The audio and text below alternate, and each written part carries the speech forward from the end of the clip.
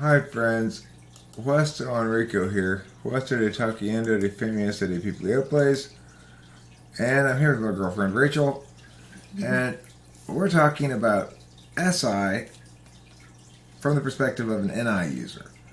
I asked Rachel to think a little bit about this topic and specifically think about the SI 1-2s, the ESFJ, ESTJ, ISFJ, ESF, ISFJ, ISTJ types, and to come up with some thoughts maybe about how an NI Dom perceives SI in general. Of course, remember, I'm an SI user as well, fourth slot, but so she's got a fair amount of experience with dealing with SI in a lot of different ways. She's got a mother who's an ESTJ as well. So go ahead, Rachel. What do you think?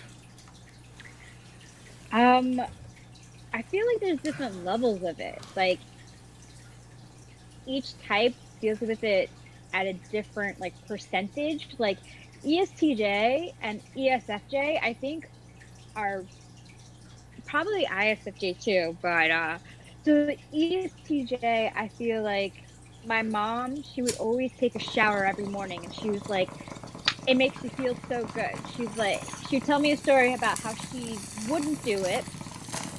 Maybe she maybe was more lax about it when she was younger. But then as she got older and got into a routine in life, she would have her shower, her coffee, and that was the start to her day. Mm-hmm. Um, and then another way that she would treat herself is with getting her nails done. She really always treated herself to get her nails done. It was just one thing that she would spend a little extra money on. Not really into massages. Like if it was given as a gift and she was doing it with friends, then she was interested in it. But other than that, it was actually too uncomfortable for her. Well, it is, of course, an instrumental value for ESTJs. They don't necessarily value the SI experiences that much in themselves, although certainly it's a way that they uh, approach life. So, like my dad's really into good meals and eating well, and Mm. but Yeah, similarly to your mom, perhaps sleep and bathing and stuff seem purely instrumental. yeah. And at the same time, every night it is a very instrumental. And you're right. I forgot about that aspect of ESTJs. ESTJs are very health conscious. They can be overeaters, um, but when they're very aware of their overeating, they go to the opposite and they get all fruits, all vegetables. They'll cut out things. Um, Weight Watchers could be like dieting is a big thing for ESTJs too. So let's talk a little bit about the metaphysical aspects of being an ESTJ or an ESFJ anyway, which is to say they're NI-polar. And I have an example from today about what it means to always use your particular experience to interpret something. My father and I went to Sunrise,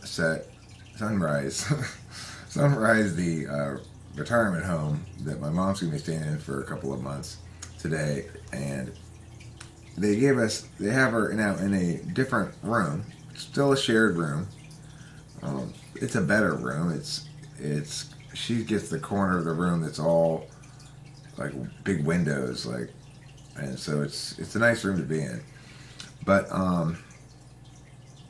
the point is, there's another woman already in the shared room. Now the shared room they had showed us before, the lady had told us it's a shared room, but had said at the moment there's nobody else in here, so it would just be Jane for right now, but until we got somebody else to move in here.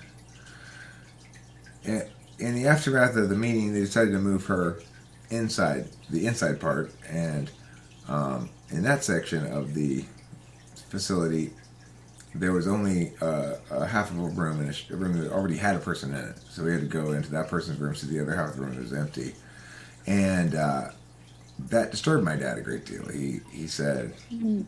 you know, I didn't understand that there was going to be somebody else in the room. And she said, well, we explained it was a shared room. And I said, yeah, they told us that it was a shared room. And I said, wow, but there wasn't anybody there at the time. And, it's like, that's a perfect example of the SI experiential knowing outweighing the NI, which is being in a shared room means you are going to have a roommate. Even if there's not somebody in there right now, there will be soon enough. Yeah. My dad just didn't really make that leap until he went into a room where he saw the other half was occupied by this other woman, Yeah. No, it's I don't want to generalize too much, but it tends to I tend to notice a pattern of not liking surprises, whatever kind of surprise that is. Even parties, like Right. even parties, they'll because it's this uncomfortable like feeling inside for them of not, because you said, they like to plan and prepare and take the precautions, and sometimes life throws you curveballs. Well, I think Or they like to be the author of surprises. They like to um it's like it's that third slot NE. They like to yeah, talk, they don't like to listen. They don't yeah, dislike surprising people, but they don't like being surprised. yes, my mom has planned me 3 or 4 surprise parties actually. So she has no problem planning it for herself. But when we threw her a birthday party, I'm almost positive that she had some idea that it was happening. Like the surprise wasn't. Well, I would guess that an ISTJ would not be nearly as good at either end of the surprising. Like an ESTJ would probably be the right person to pick to put together a surprise party. Yes, Um, yes, I don't think they're great at an that. ISTJ would be not nearly as good because putting together a surprise party requires too much anticipating the possibilities. Now, ESTJs are good at anticipating possibilities in one frame only, which is through the solvency frame. So, if they know there's going to be a potential problem arise, they'll anticipate that potential problem, whatever it is. That's It's, their it's their NE is unmatched in that area. They're always anticipating yeah, potential problems.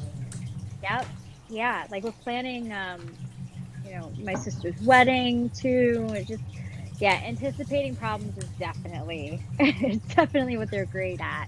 And I admire it a lot too, because sometimes I leap before I look. But you So, know, uh, so let's look a little bit more at the SFJs now. Okay, sure, so ISFJ, ESFJ, the other two SI12s. You have an ESFJ sister. yes. Can you talk a little bit about how you've seen either SI play out for her in a sort of metaphysical knowing sense, or how you see NI polar playing out, however you want to frame it? I So what I've noticed, not just from my sister, but from several different is like those they love the comforts. There you are. They love like nice smelling things. So they'll spend extra money on like a shampoo or conditioner. One, if it's kind of trendy and has a name brand. Two, if it smells really good. But then also they'll want it to like be the best conditioner for their hair specifically. So like my sister, if she gets her hair dyed, which she does often, which is I think another SI thing. They like to get their hair done on a scheduled basis. Um, they'll use the correct conditioner for their hair, and it doesn't matter if it's like $45. It's totally worth it, because in their mind they have a hard time finding shampoo for their hair or whatever, or the hairdresser will suggest it, so they'll buy it. They love to get their nails done. I mean, love to, and they'll spend a lot of money on it. They spend a lot of money on SI. Right, they do, and clothes and shoes. Clothes and the bedding is going to be extra comfy for them. Um, my sister loves like warm stuff too, like anything warm and cozy, but it has to be trendy. They Also, it can't probably be. have the full package on cable TV. You know, Yeah, yeah, yeah, yeah, yeah. They have. when they do have downtime, ESFJs watch TV. Yeah. You know, the guilty pleasure kind of television. They watch FE stuff on TV. ISFJs are an interesting variant on that in that their SI is such that their my experience with being with an ISFJ involved her repeatedly knowing that something was going to go a certain way without ever giving it a chance to actually be itself, always knowing in advance. Now, one might say that's a problem of all knowledge types, ISTJ, ISFJ, INFJ, INTJ, that there's a tendency to know in advance of something and know the full scope of something without actually experiencing enough of it to warrant knowing it. You know what I'm saying? Yeah. You've been with an ISFJ as well, at least briefly, a couple months or whatever. Yeah. Yes. Can you talk about how that manner of knowing ran afoul of your universalist manner of knowing? That's interesting. Well, I mean, he was also into like showering and looking fresh. Like fresh was a really like a thing, like he said, like fresh. And like he would polo shirts, like polo brands, because they were expensive but not too flashy. There's like a reputation that polo has as being like an American brand, and also like you're paying a little bit more for the comfort of the way that it fits. Can you think of an area where you disagreed with him about, where he had a given position that was from based on his own experience, and you saw it as running afoul of the universal truth of the matter? Well, when we had arguments, it would be over lifestyle, definitely. I mean, he wanted me to be at like government. He wanted you to be a what?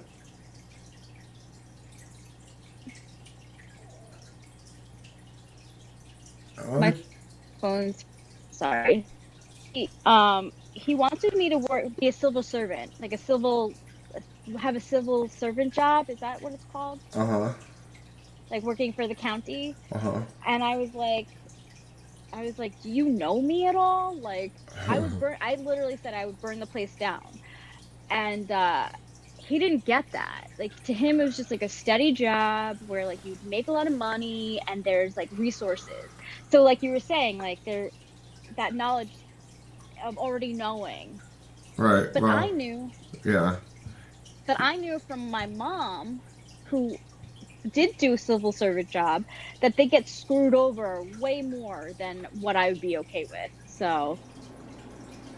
Well, it's just it's not a sort of job that you're meant to do, I guess, ultimately. Not me. But the thing is, an ISFJ is likely to think it doesn't really matter so much what you do, it's the particulars. To take up too much of your day, you pay well, you get plenty of vacations, things like that are going to be much more important to an ISFJ, because they do tend to live via this day by day looking forwards. So it's like they only look as far forward as the end of a day. If they have a nice steady work schedule like that gives them clear schedules of vacation time and it allows them to delegate looking further beyond that to the calendar, so to speak. And then it allows their day, each of their days, to be rather predictable. And except for the bits of free time they have, which is where they get to sort of realize their NE and SE absolute values in the fourth and fifth slot, and do some shit as they see fit, being the executive as according to their vision. Yeah, so we had a lot of problems. We had issues with that, and he just and he was just kind of like I don't know. He was mothering me. I felt like he was parenting me, and I was like, I'm just getting my life together. Like, don't tell me how to run my life, because you don't really know me. If you're like, thank you for the suggestion, but you got the wrong person. So you've experienced some SI third slot people, I'm sure, in your life. INTPs and INFPs have SI in the third slot. Can you talk a little bit about how you think that maybe SI plays out differently for them than for your second slot types or your first slot types? You know, it's interesting for INTP. He was like the INT because I don't the INTPs that I know, they're not really. First of all, they all have glasses for some reason. A lot of INTP that I know have glasses, and they have, they're clean. They look clean. If they're getting out of the house, they're gonna have gel in their hair. They're gonna like wear a nice shirt. They're gonna wear, but who honestly, I do not know what goes on in INTP room when they stay inside a lot, because they do stay inside a lot. It gets a And little I gamey would, in there. It gets a little gamey, I'm guessing. that's what I'm guessing too. I'm guessing that no one would really know that that's happening because they don't let people come into their room when they don't want people there. Like you just can't get them out of their room. You can't get them out at all. And if they don't want you in their room, you're not going in. But when they do step out, they are fresh cleaned. They do look presentable. They put at least a little effort into what they're wearing. But I don't think they keep up with it that much. INFPs can INFPs,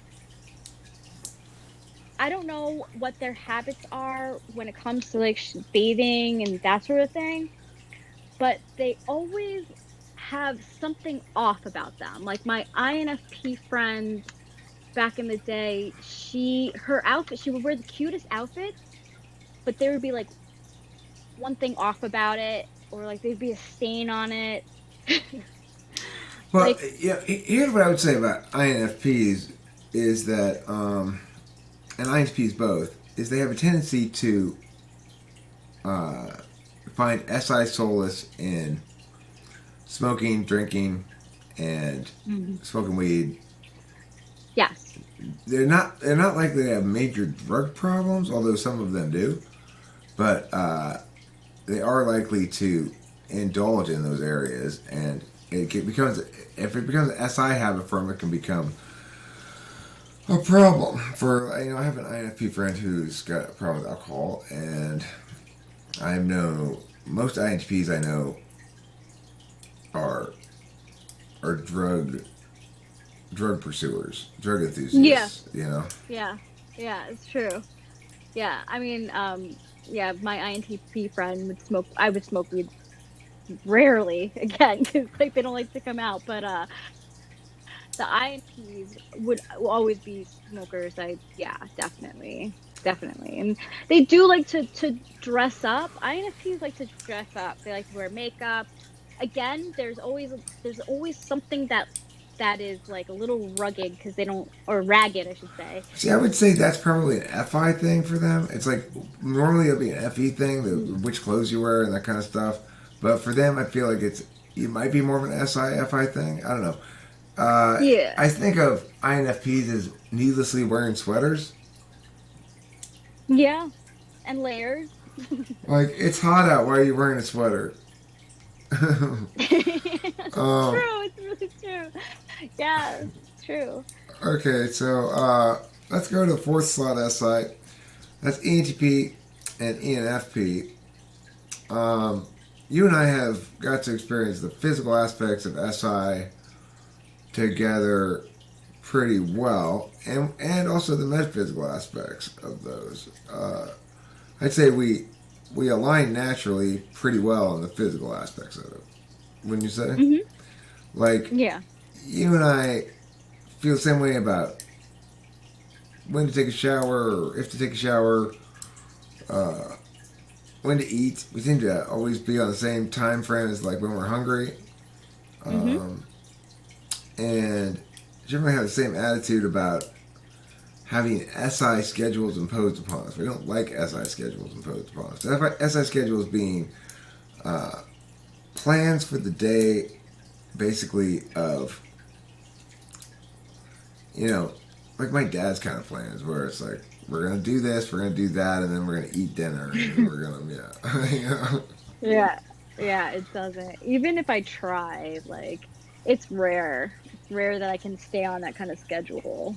Yeah, we're not big schedule lovers. But the thing is, on the metaphysical end of it, you can see the distinction between us a little more clearly. Like, do you remember the we had arguments in which you would say, "I am this person," and I'd say, "Well, but I'm talking about how you are interacting with me in this particular situation," and you'd say, like, I'm a person who likes it when a partner is like me, and I'd say, but I'm not a partner, I'm me. I know. Remember those conversations? Yes, I do. Do you have any thoughts about particularist and universalist compromise coming together to sort of to manage the distinction between the two when it arises? Communication. I do think, I mean, I think that it is really important to have the communication, because I was coming it from a different angle. I was coming from what I knew in the past, and you were telling me, no, I'm not that kind of person. I'm me. So it is. I want to interrupt briefly. When you say you were telling me from, what was it, from the past? Some viewer might want to know, well, isn't that SI not NI? The thing is, it's the way Rachel was expressing things is, I am uniformly and universally a person who meows, or whatever it was, and that she had taken universal lessons away from each of her previous experiences and had internalized those as attributes, basically, of herself. And what she and I both were sort of had to come to terms with, because I did a certain amount of that myself too, is that in this particular situation, the particulars made those universals either false or irrelevant in a lot of circumstances. So Yeah.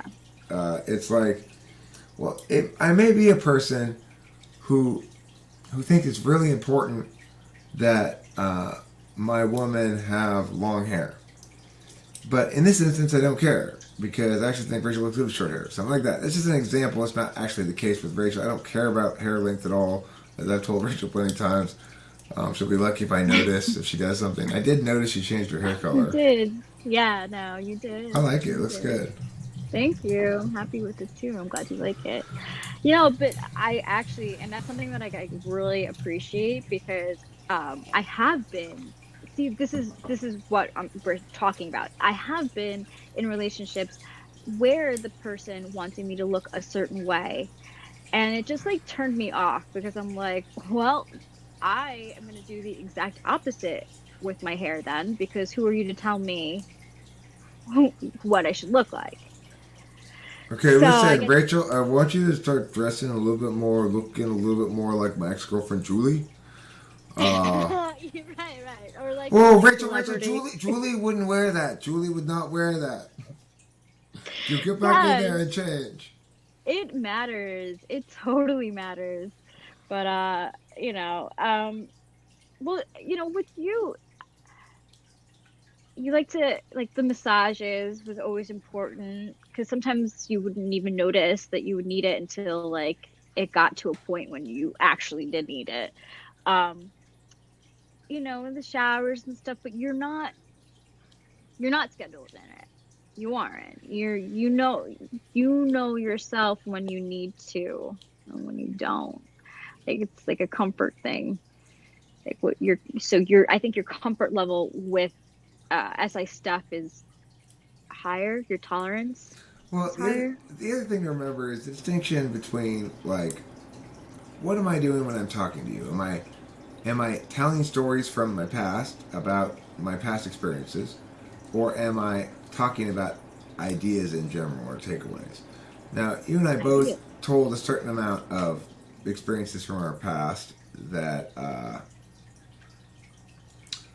that help the other person to understand the other person. You know, it's like, so as we got to know each other over the course of 3 months, obviously we had to relay information about where we had been, what we had done, who we had seen, etc., prior to being with each other.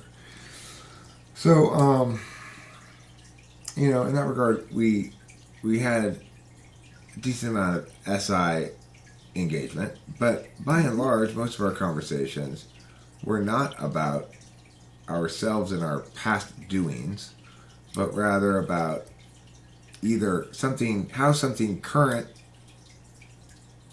was resonant on a meaning level with some ideas that we both understood.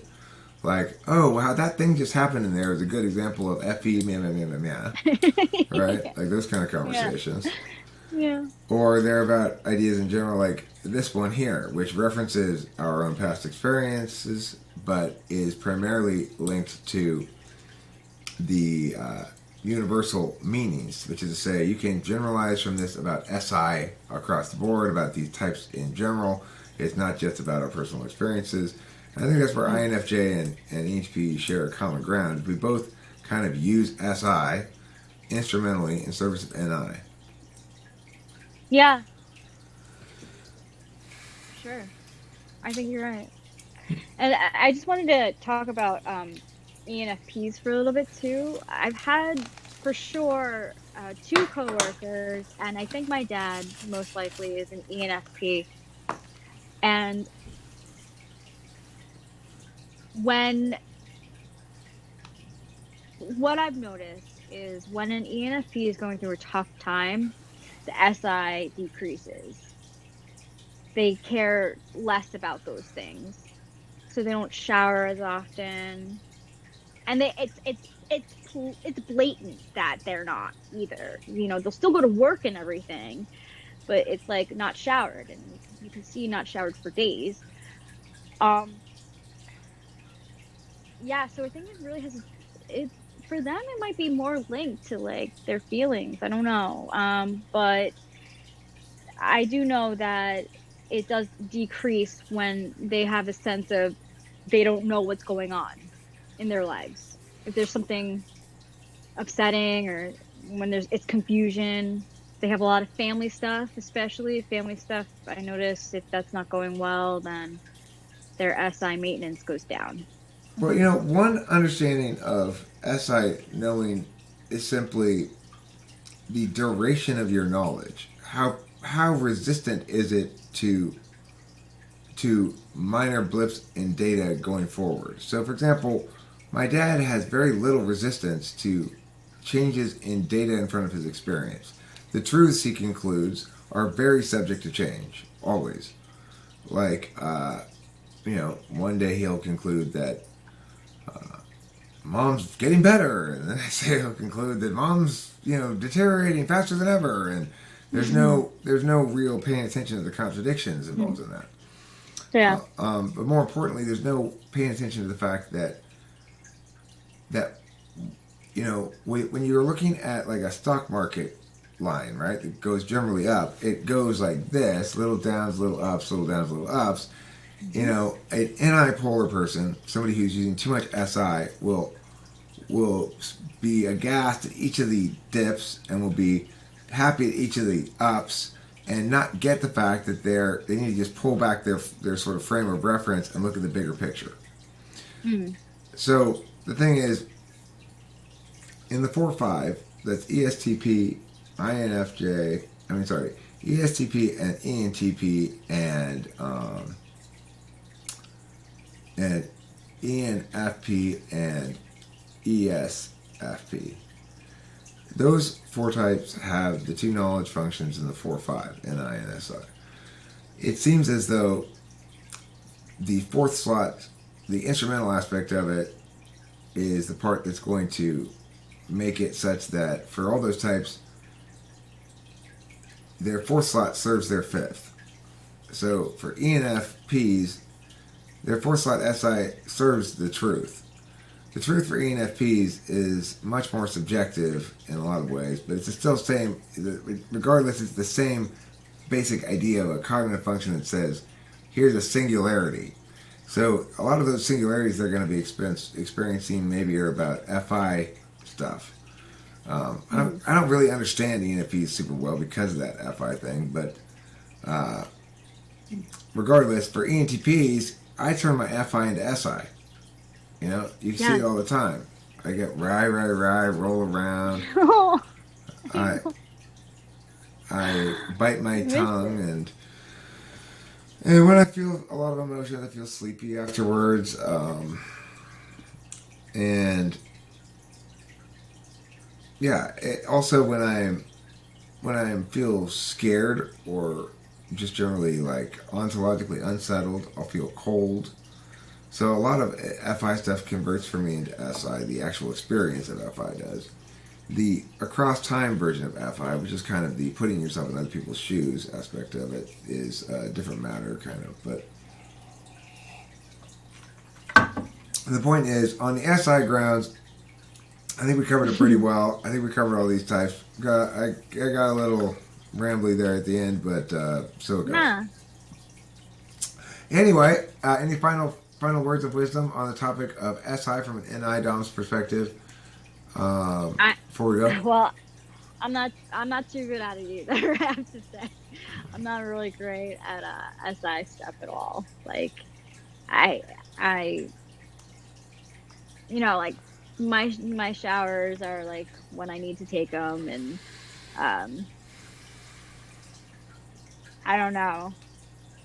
I'll go to the doctor though. Like if I know if I somehow like know if something's really wrong with me. You know, like if I have a really high temperature, Right. like I'll know to go to the doctor or something. But like I feel like I'm pretty clueless. Well, I mean, it was interesting watching you sort of use logic to figure out how you physically were feeling on occasions. I do that. It's a backside SI thing because I don't need to use any sort of logic to figure out how I'm feeling on occasion. I can just sort of feel it. In fact, I'm kind of fussy about it, any sort of disruption to the equilibrium beyond a certain point. Within a certain range, I probably won't notice it. Beyond that, I'll get very fussy about it. So, anyway, yeah, lots to say about SI and NI, but that's enough for this video. It's 30 minutes long. Great video, baby. I love you. Yeah. And Love you. Viewers at home, I love you too, but not in the same kind of carnal way that I love Rachel. See, universal love. So, have a good day and don't forget to eat plenty of cheese.